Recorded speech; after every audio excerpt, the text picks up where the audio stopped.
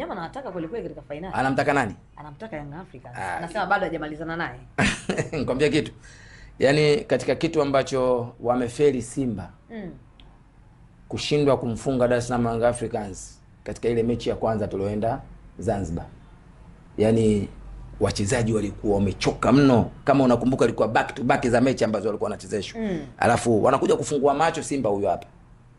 Unaelewa vizuri? Yaani kama walishindwa pale, maana yake uwezo tena wa kutufunga hawana. Wametupeleka Meja, imetokea nini? Wameshinda goli 2 dakika kipindi cha kwanza. Kipindi cha pili wanaume wanaenda kurudisha goli 2. Atakuja kumfunga lini Yanga? Kwa hiyo hata hiyo mechi kama anaitamani yeye, mimi naamini sidhani kama atasimama kiongozi wa Simba kusema naitaka mechi ya Yanga tukutane finali. Naitaka. Hakuna kiongozi wa Simba atakayesema hicho kitu. Kwa sababu Yanga anapokwenda kwenye mashindano ya wanaume, mashindano ya wanaume tunazungumzia ligi, FA na klabu bingwa. Umeelewa vizuri? Hayo ni mashindano ya wanaume. Umeelewa vizuri? Lakini mashindano yote ambayo Simba Sports Club anaenda kucheza na Yanga labda kwenye mashindano yapo yanayoambatanisha tamatisho lao, yani mwisho wa siku tamatisho lao kunafanyika sherehe. Maana yake mkataba ambao umewekwa Engineers na Mangungu ni kumwachia Simba achukue ubingwa. Kama kuna sherehe yote inafanyika, yani samani kidogo, si bezi, nazungumza kile ambacho ninacho. Lakini ngoja kwanza mwana. Nia yako nishaijua. Unataka kusema kule katika kombe la muungano ambapo mnyama Simba alikupasua. Umeelewa Umeelewa? Ni kweli, ni kweli. Ulikubali, ulipasuka. Mkataba uliowekwa Engineer. Ulizidiwa. Mkataba uliowekwa. Mawakili ulizidiwa. Mkataba sijazidiwa. Mkataba. Kombe lilienda wapi? Mkataba gani? Sasa hapo ulipouliza unataka ujue. Ngoja nikwambie, subiri nikwambie. Mimi naona ndani ya dakika 120. Young Africans alichezea Wachiri. Ndani ya dakika 120. Maana kwanza zilienda dakika 90. Zikaja dakika 30. Umeelewa vizuri? Kama Simba alikuwa na uwezo wa kumfunga Yanga angemfunga pale. Lakini si alifungwa Yanga? Sawa, lakini goli lenyewe limekuwa kuaje yani? Si nilipatikana penalty. Penalty. Lakini si ni goli halali. Si ni goli? Bwana, ngoja nikwambie kitu kimoja. Msimu huu Young Africans kapasuka kwa mnyama. Sasa ngoja nikwambie kitu kimoja. Mkataba wa Engineers na Mangungu, mashindano yote yanayotamatishwa kwa sherehe. Yaani hata wewe mwana leo subiri kidogo. Subiri mwana. Hata leo wewe mwana ukipata shemeji yetu anakuoa. Leo hii. Ukisema mimi naolewa, maana yake Simba na Yanga nataka wanichezee mchezo huu mmoja. Sisi tunampa Simba kwa sababu ndo linatambanishwa hivyo. Yaani sherehe hili inoge, Simba achukue. Lakini yote haya wanaume, ligi, FA, klabu bingwa, yote wanaume wanaokimbizana kwenye ujue mashindano bwana ni yale ambayo mbio za marathoni zile. Machili Simba ya sasa hivi mashindano ya wiki. Machili, Simba ya Steven Becker kwa hivi sasa unaionaje? Tuzungumze mpira. Tuzungumze mpira. Nikwambie kitu kimoja. Timu ya Simba kwa sasa. Kwanza nimpongeze Steven Becker. Kwa kazi nzuri ambayo anaifanya. Ameibadilisha Simba Sports Club. So Simba ile ambayo watu walikuwa wanamtukana mpaka Chama. Sasa hivi Chama amerudi anasifiwa umeelewa? Ni yote kwa sababu ya mifumo ya mwalimu. Mifumo ya mwalimu imetulia na wachezaji wamefuata mifumo. Simba sasa hivi inacheza. Yaani hata ukikaa hivi unasema kweli Simba sasa hivi inacheza. Mwakani Dar es Salaam Young Africans tuna kazi kubwa ya kuongeza watu, sio kupunguza watu. Yaani wale watu ambao wameshindwa kuadapt mifumo ya mwalimu, maana yake mwakani tuna kazi kubwa sana ya kuongeza watu ili tuje tukompee. Yaani tukikutana na Simba sasa tujue kitu gani tunakwenda kukifanya. Lakini tukisema hawa tulionao yaani tuzungumze sasa mpira. Tukisema hawa tulionao wanatosha na tusifanye usajili, maana yake tunakwenda kumpa nafasi kubwa Simba kwenda kuchukua ubingwa mwakani. Sio mwaka huu. Mwaka huu ubingwa sisi tunao tayari.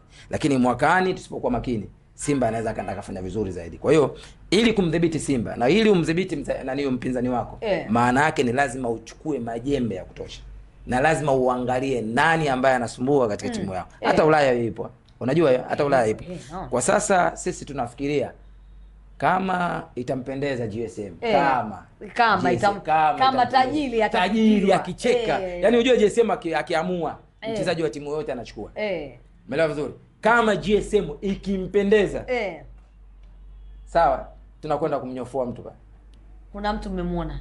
Yupo na anastahili. Nani? Sasa nikisema sio mtani Machili, mpira si mchezo wa wazi. Usinichokonoe sasa. Mimi friji langu linafanya kazi. Nimekwambia hivi, ili kumdhoofisha, unanielewa vizuri, ili kumdhoofisha mpinzani, maana yake lazima unyofoe. Umemwona nani pale? Yupo. Chama. Chama hata tumrudishe huku tena babu, ndugu yangu tumrudishe tena. Chama hana tena mpango. Wapo vijana wanapiga kazi. Kuna Libasegwe pale. Anawavutia. Oya anamchokoza una. Mwana. Kama oya aura. Au aura. Oya ngoja nikwambie kitu kimoja. Kuna pigo tunaenda kulitengeneza ndani ya Simba Sports Club na watalia. Kama Mpanzo tayari kashaongezewa Mpanzo sio mchezaji wa kuja kuchezea Dar es Salaam African kwa sasa.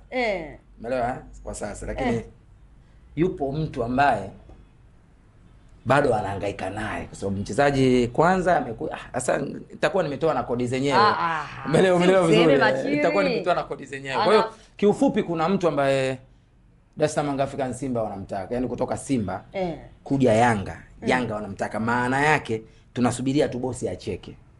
Akicheka tu engineer akamaliza kazi. Yaani anawapasua vitu. Na kicheko cha JSM tunakijua. Yaani anacheka kicheko fulani. Basi sasa nimelipiga. Yaani akicheka manake mikataba imeisha. Anakuja mtu pale. Ila Simba ina nini tena? Wanajitahidi kuwalinda wachezaji wao Machili. Nikwambie kitu.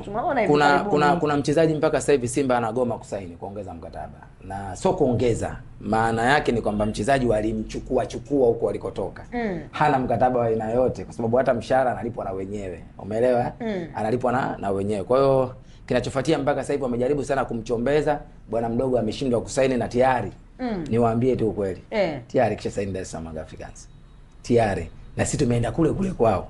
So hapa kwa sababu hawamiliki maskini ya Mungu. Ilisemekana nani tena umeanza tena. Pale wa mkopo yupo yule mbeki yule Msauzi, yupo Suleiman Mwalimu, wote si kwa mkopo hao. Sasa mimi nimemtaja Suleiman Mwalimu ndugu yangu. Bota kuntia shoti tena. Pale alikuwa anaweza kusaini mkataba. Yule ngoja nikwambie kitu kimoja. Suleiman Mwalimu kuna kipindi alikuja KMC kuangalia mechi ya Yanga na ilikuwa na prison kama sikosei, si ndio? Yule alikuja kujifunza tu baadhi ya vitu. Wenzangu wanafanyaje mpaka wanakuwa kila siku wanafunga magoli. Yaani huyu Okelo anafunga fungaje na magoli yake. Umeelewa vizuri? Ndio kitu ambacho ameenda kufanya. Lakini mimi sijamzungumzia Mwalimu kwamba anakuja Yanga. Sijazungumzia hata ile beki lao ile Msauzi ile kwamba anakuja Yanga. Nimekwambia kuna mtu mpaka sasa hivi hajasaini ndani ya Simba. Kwa Simba hivi sasa ina watu kweli Young Africans wachache na watolea macho wachache. Yaani kuna watu, kwa mfano mimi zamani nilikuwa mkiniulizaga hivi kwa wachezaji wa Simba nani ambao unamuona akija Yanga anapata namba? Unakumbuka ile? Mimi nilikuwa nataja moja kwa moja Hussein Shabalala. Kila media nikienda nilikuwa nataja moja kwa moja Shabalala hapati nafasi pale. Matatizo tu anaumwa. Anaumwa lakini alivyoingia pale alikuwa anapata. Kwani yule mwingine hakuwepo? Sasa kwa wote Mwalimu aliamua kabisa huyu kwanza apumzike, Shabalala aonyeshe kile ambacho anachukua. Sasa hivi anaumwa lakini naamini kabisa Shabalala ni beki bora mno ya kushoto, kwa mbavu ya kushoto kwa upande wa Tanzania. Beki bora mno. Tunaelekea kutamatisha msimu wa ligi kuu Tanzania bara zikiwa zimesalia mechi kadhaa. Young Africans mpaka hivi sasa bado hajatangaza mwalimu wake. Ni kocha.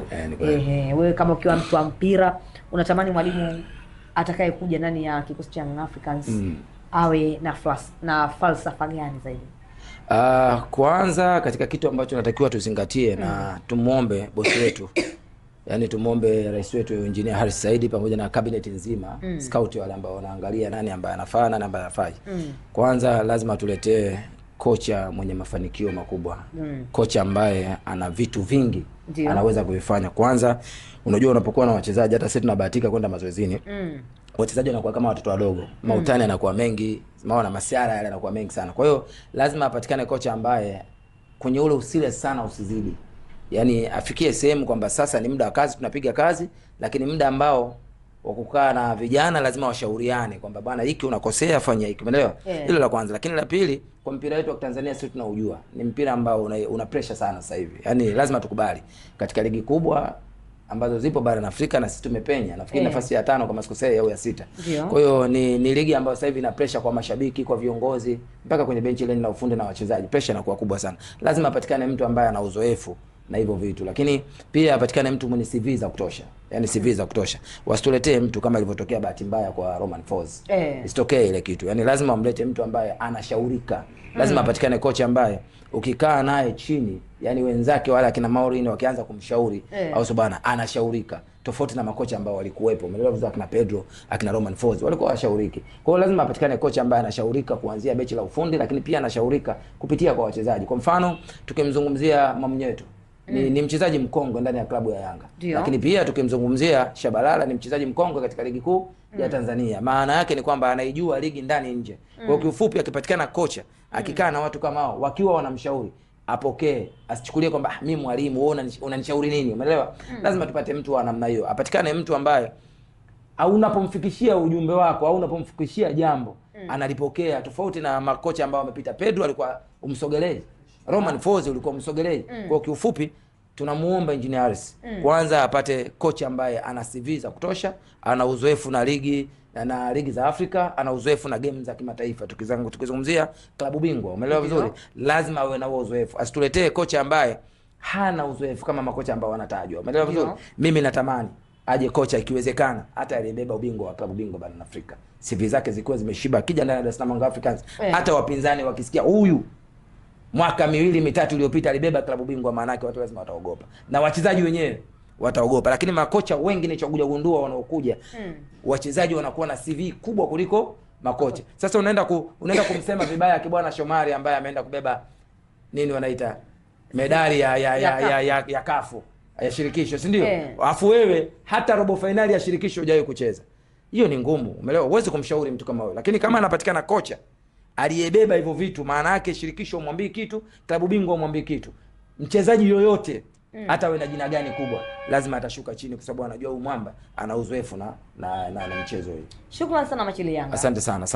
Yes, umetoka kumsikiliza vizuri Machili Yanga, namna ambavyo alivyoweza kutoa maoni yake kuhusiana na mwalimu mpya atakayekuja ndani ya kikosi chake cha Young Africans. Basi awe na CV kubwa ili mradi Young Africans waweze kufanya vizuri katika michuano ile ya klabu bingwa barani Afrika, ambapo msimu unaofuata Young Africans wanaenda kucheza huko klabu bingwa barani Afrika. Mimi Mwana Sharukali, beki kisiki na machachari Afrika Mashariki ya Kati. Nyuma ya kamera amesimama Sultan Goma ambaye anasababisha kila kitu kwenda vizuri kweli kweli.